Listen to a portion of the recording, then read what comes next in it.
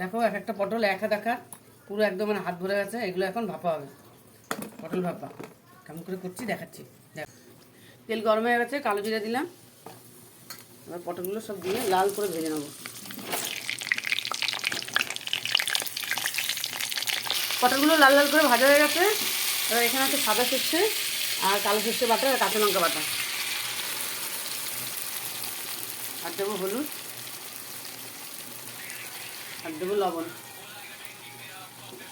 হালকা একটু নেড়ে নেবো। দেখো সুন্দর করে কষানো হয়ে গেছে। এবার একটু চিনি দেবো, দিয়ে জল দিয়ে দেবো, অল্প জল দেবো।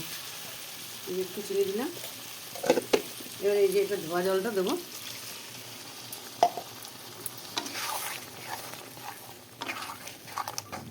এবার ঢাকা দিয়ে দেবো।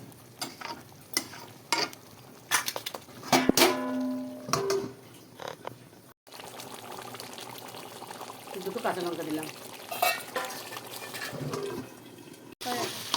দারুণ একটা গন্ধ দিয়েছে, গন্ধ খুব ভালো লাগবে না? হয়ে গেছে আমার পটল ভাপা। এবার নামিয়ে নেব। দেখো খুব সুন্দর পটল ভাপা হয়েছে, দেখতেও খুব সুন্দর লাগছে, গন্ধটাও ভালো বেরিয়েছে। এভাবে করে খেয়ে দেখো, খুব সুন্দর লাগবে।